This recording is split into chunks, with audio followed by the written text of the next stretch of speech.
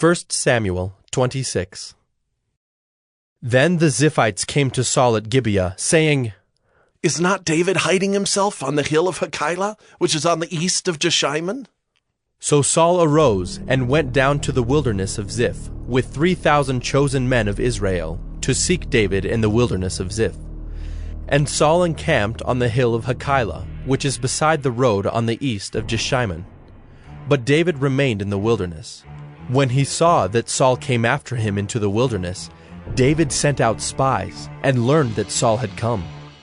Then David rose and came to the place where Saul had encamped. And David saw the place where Saul lay, with Abner the son of Ner, the commander of his army. Saul was lying within the encampment, while the army was encamped around him. Then David said to Ahimelech the Hittite, and to Joab's brother Abishai, the son of Zeruiah, Who will go down with me into the camp to Saul? And Abishai said, I will go down with you. So David and Abishai went to the army by night. And there lay Saul sleeping within the encampment, with his spear stuck in the ground at his head, and Abner and the army lay around him. Then said Abishai to David, God has given your enemy into your hand this day. Now please let me pin him to the earth with one stroke of the spear, and I will not strike him twice.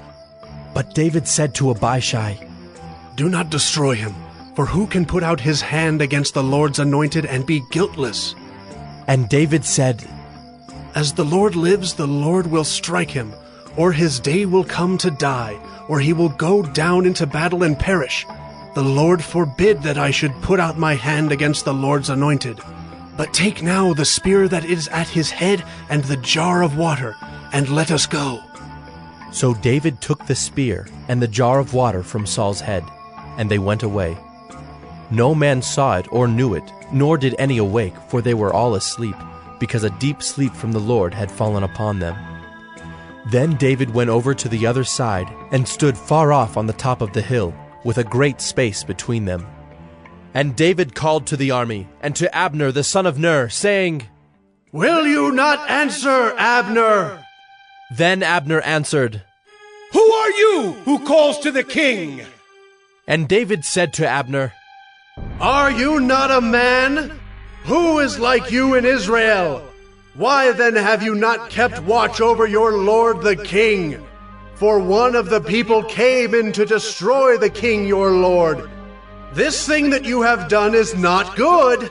As the Lord lives, you deserve to die, because you have not kept watch over your lord, the Lord's anointed. And now see where the king's spear is, and the jar of water that was at his head? Saul recognized David's voice, and said, Is this your voice, my son David? And David said, It is my voice, my lord, O king. And he said, Why does my lord pursue after his servant? For what have I done? What evil is on my hands? Now therefore let my lord the king hear the words of his servant. If it is the Lord who has stirred you up against me, may he accept an offering. But if it is men, may they be cursed before the Lord. For they have driven me out this day, that I should have no share in the heritage of the Lord, saying, Go serve other gods. Now therefore, let not my blood fall to the earth away from the presence of the Lord, for the king of Israel has come out to seek a single flea, like one who hunts a partridge in the mountains. Then Saul said, I have sinned. Return, my son David, for I will no more do you harm, because my life was precious in your eyes this day. Behold, I have acted foolishly, and have made a great mistake. And David answered and said, Here is the spear, O king. Let one of the young men come over and take it. The Lord rewards every man for his righteousness and his faithfulness, for the Lord gave you into my hand today, and I would not put out my hand against the Lord's anointed. Behold, as your life was precious this day in my sight, so may my life be precious in the sight of the Lord, and may he deliver me out of all tribulation.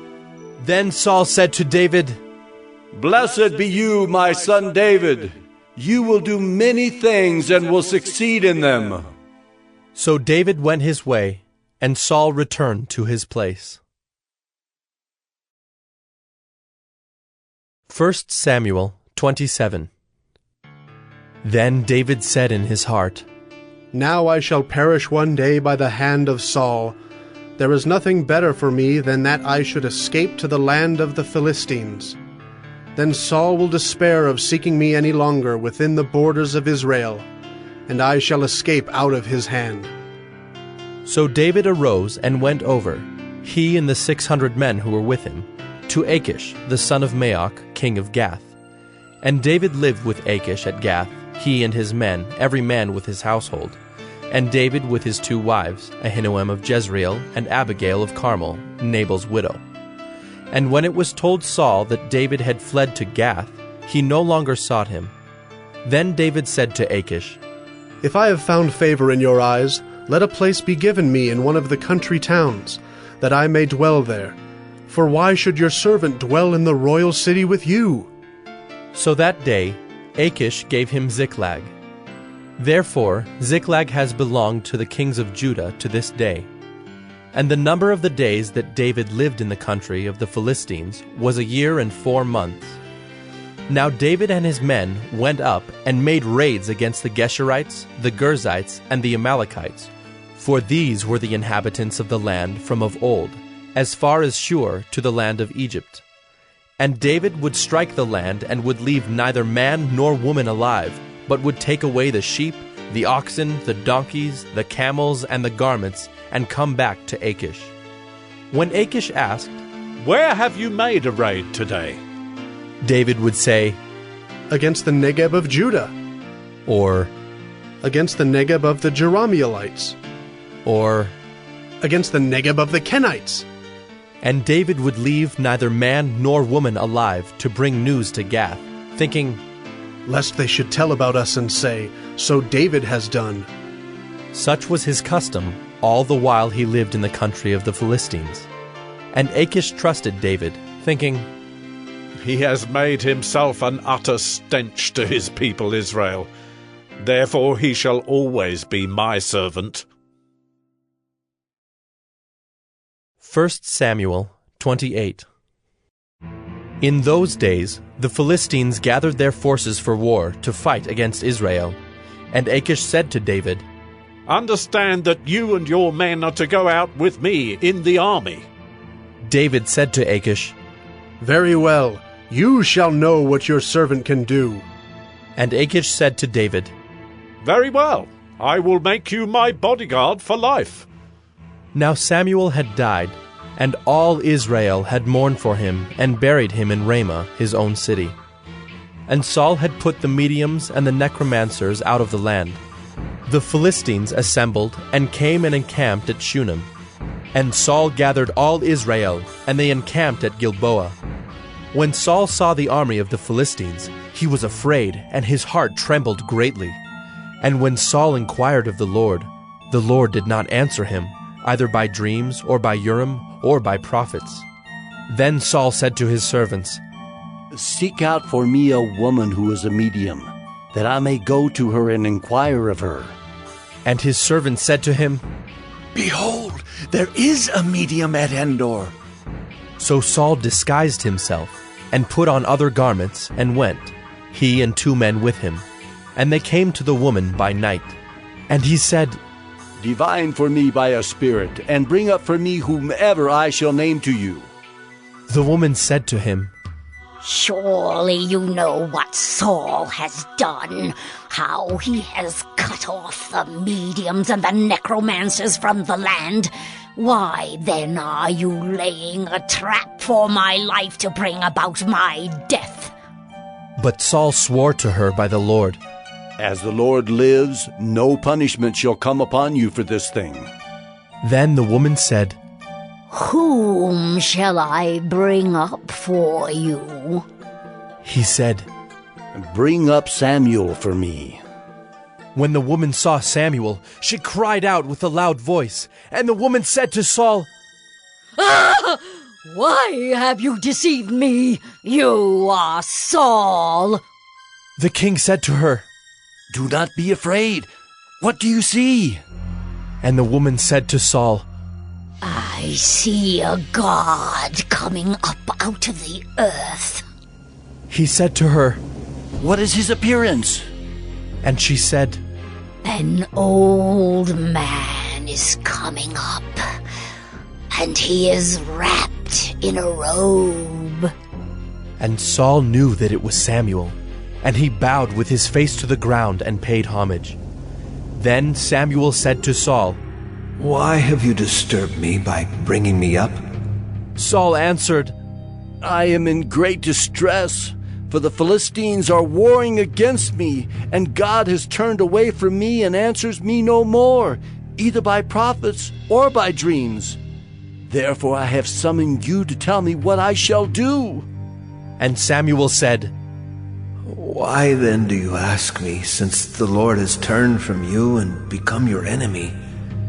The Lord has done to you as he spoke by me, for the Lord has torn the kingdom out of your hand and given it to your neighbor David, because you did not obey the voice of the Lord and did not carry out his fierce wrath against Amalek. Therefore the Lord has done this thing to you this day. Moreover, the Lord will give Israel also with you into the hand of the Philistines. And tomorrow you and your sons shall be with me. The Lord will give the army of Israel also into the hand of the Philistines. Then Saul fell at once, full length on the ground, filled with fear because of the words of Samuel. And there was no strength in him, for he had eaten nothing all day and all night. And the woman came to Saul, and when she saw that he was terrified, she said to him, Behold, your servant has obeyed you. I have taken my life in my hand and have listened to what you have said to me. Now, therefore, you also obey your servant. Let me set a morsel of bread before you, and eat, that you may have strength when you go on your way. He refused and said, I will not eat. But his servants, together with the woman, urged him, and he listened to their words. So he arose from the earth and sat on the bed. Now the woman had a fattened calf in the house, and she quickly killed it.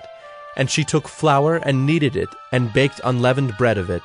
And she put it before Saul and his servants, and they ate. Then they rose and went away that night.